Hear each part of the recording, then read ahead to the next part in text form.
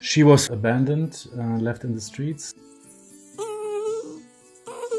An animal protection service found her and put her into a shelter in southern Spain. We stumbled upon that organization. When we adopted her, she was in perfect health, but now since 15 months or so, she is paraplegic. That means she cannot control her hind legs, she cannot control her bladder. It was caused by a spinal cord stroke. Of course, she cannot move as she was before, but regarding her character, she hasn't changed at all. So sometimes we even think that she forgets that she's disabled. She always, or sometimes even tries to jump up or down a sofa or the bed because she simply seems not to remember that the rear part of her body isn't working at all. For us, it really doesn't make that much difference, or at least she hasn't changed that much after the spinal cord stroke. So she's the same dog as before. It's a little more work, but beside that, it's like having any other kind of dog. When Klara wakes up, the first thing that needs to be done is expressing her bladder. After that, of course, the most important thing for her always is getting food. She cannot get enough food. She's always happy to eat as often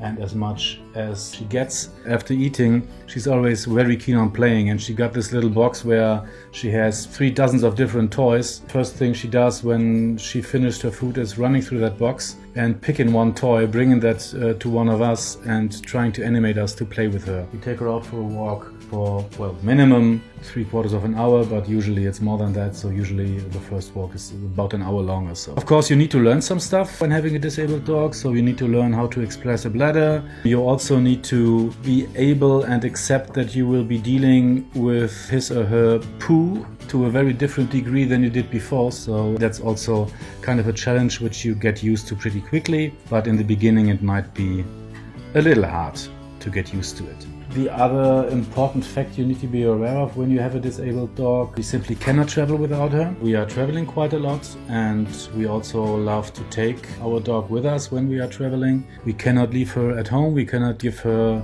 to friends or family. It's another thing you might want to consider before adopting a disabled dog. If you own a disabled dog, you should be prepared to answer questions: what happened, where you got that cute wheelchair, things like that, whenever you take a walk with your dog. So that's really something we had to get used to. The people who want to know what happened to her, how she's doing. It's sometimes challenging to answer these questions, but if you own a disabled dog, you should be prepared to do so because, of course, you want to remain friendly. It's something which was new to us and which we weren't prepared.